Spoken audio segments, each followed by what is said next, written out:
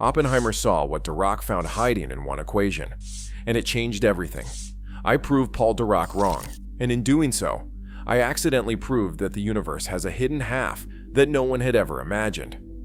Dirac wrote one equation, one line, and something was hiding inside it. A ghost, a mirror particle that no experiment had ever seen, that every law of physics said could not exist. Dirac was terrified of what it meant, so he lied, to himself, to the world, about what his own mathematics was telling him. I tore that lie apart, and what came out changed everything we thought we knew about what matter is. And the mind that found it? His colleagues measured his silence. 1 Dirac equaled 1 word per hour. He was the quietest man in the history of physics. And that silent mind saw something that the rest of us, with all our talking, all our blackboards, all our noise, had completely missed. My name is J. Robert Oppenheimer. Most of you know me for the bomb.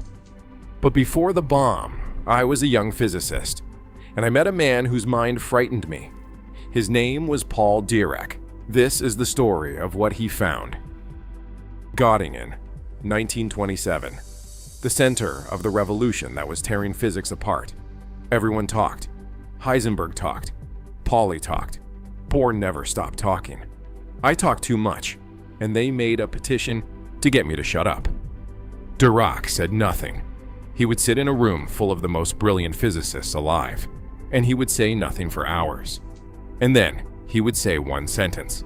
That sentence would contain more physics than the rest of us had produced in a week. I once told him I was writing poetry.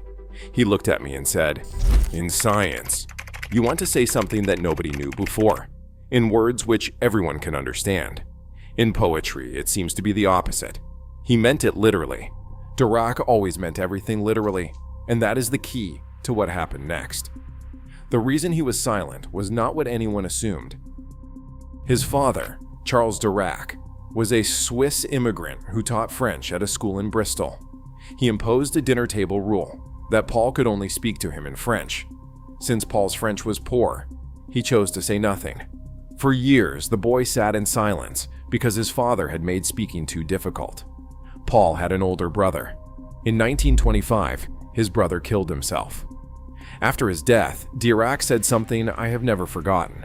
He said his parents were terribly distressed, and that he did not know they cared so much.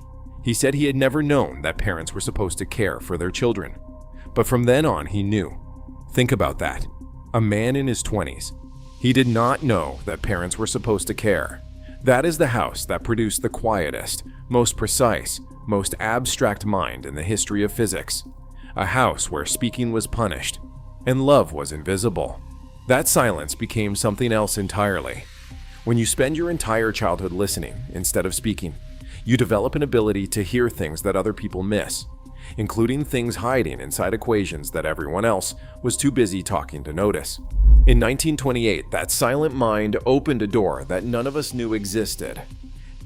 Every physicist in the world was trying to solve the same problem.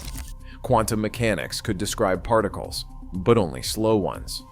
Einstein's relativity could describe fast-moving objects, but not quantum particles. Two sets of rules that refused to work together. Heisenberg tried to force them. Pauli tried. I tried. We all failed. Dirac sat alone in his room at Cambridge. No collaborators, no discussions, just a pen and a blank page. And within 2 months, he did what none of us could do. He wrote one equation that made both theories work together for the first time. One line. It explained why electrons spin, a mystery that had haunted us for years. When I first read it, I felt what I imagine a musician feels hearing a perfect chord. Everything resolved, everything fit. It was the most beautiful equation any of us had ever seen. Heisenberg read it and could not find a flaw. Pauli read it and went quiet, which for Pauli was unheard of. Bohr later called Dirac the strangest man who ever visited his institute.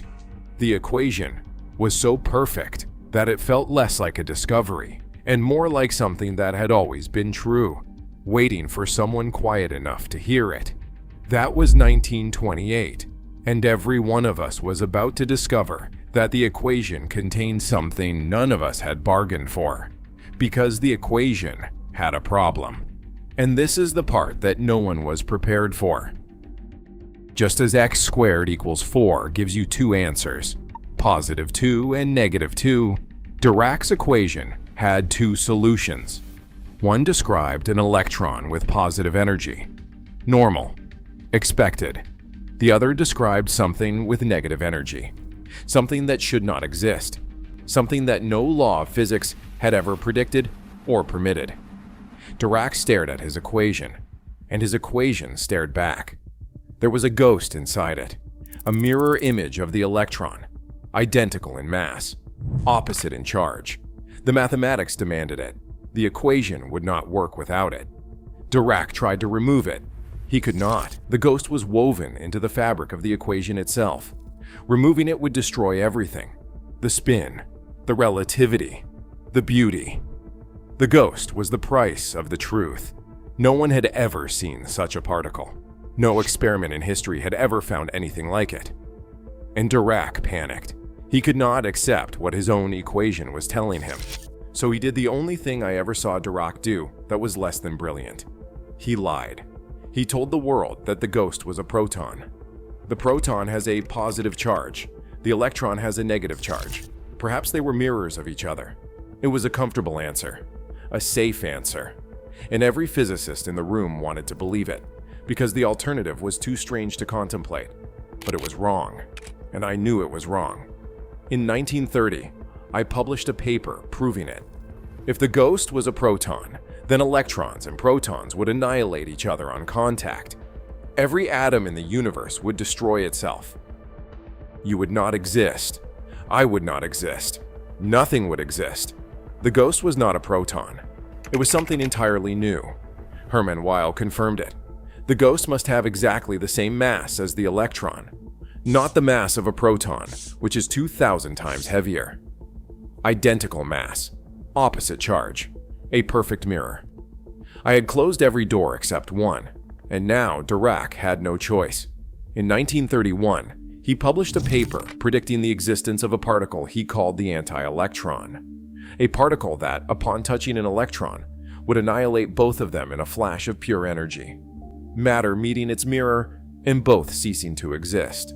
He had predicted antimatter, not from an experiment, not from observation, from one equation and a mind silent enough to hear what it was saying, and from a colleague, me, who refused to let him hide from the truth.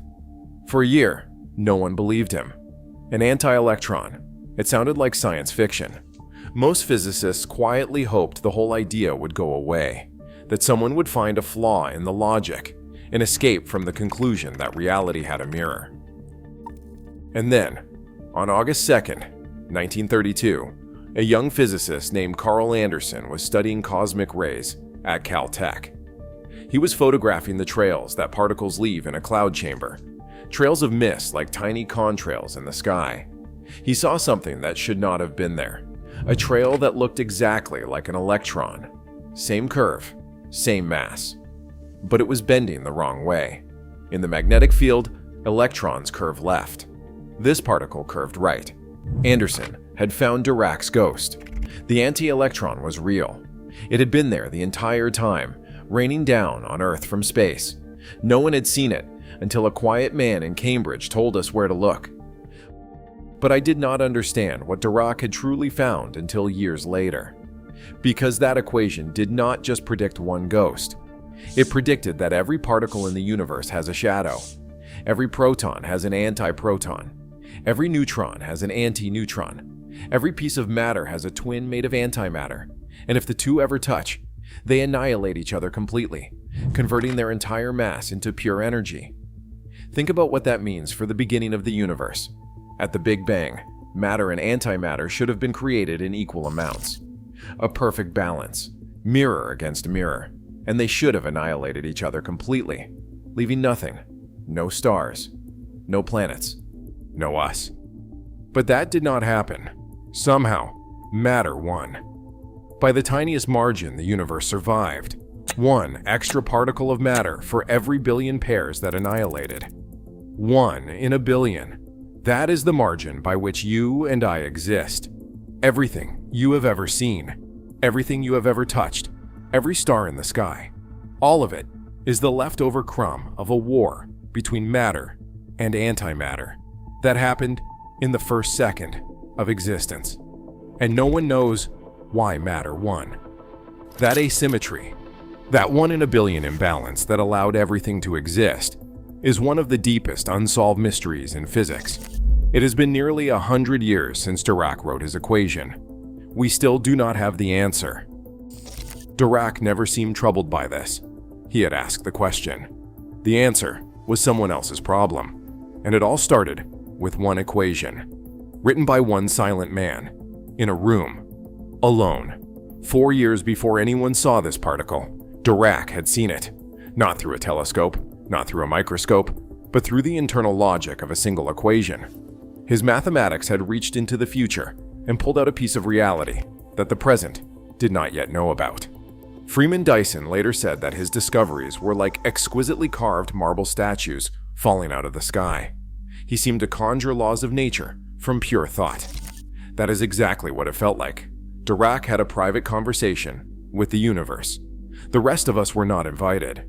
Dirac won the Nobel Prize in 1933. He was 31. He almost refused it. He hated publicity. Rutherford told him that refusing would create even more publicity. So he accepted. At the ceremony in Stockholm, he brought his mother. His father was not invited. His father died 3 years later. Dirac wrote that he felt much freer now, and he was his own man. One sentence. That is all he needed to close a wound that had shaped the greatest theoretical mind of the century. The silence that made him a genius was born from pain, and the man who caused that pain never knew what he had created. He held the Lucasian Chair of Mathematics at Cambridge for 37 years. The same chair Isaac Newton held, the same chair Stephen Hawking would hold after him. And most people have never heard his name. I think he would have preferred it that way. 1 Dirac, 1 word per hour.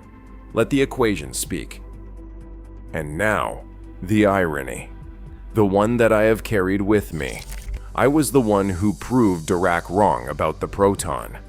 I forced him to see what his equation was really saying.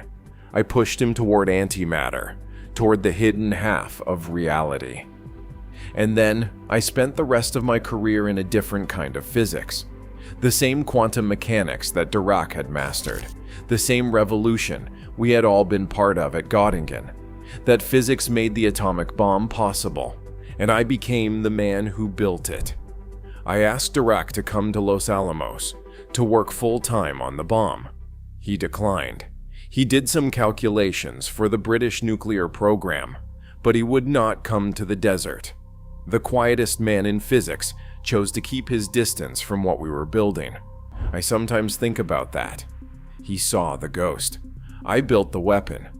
He stayed in Cambridge. I went to New Mexico.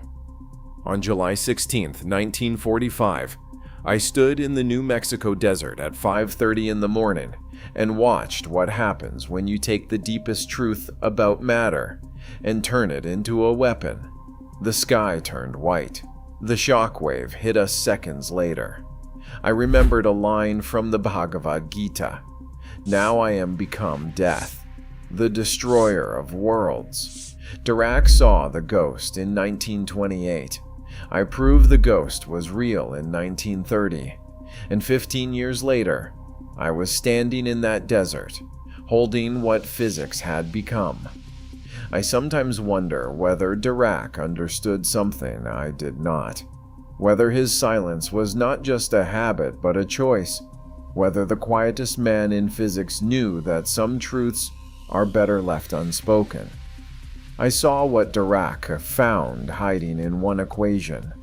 A ghost, a mirror particle, the other half of reality, hiding in plain sight inside one line of mathematics.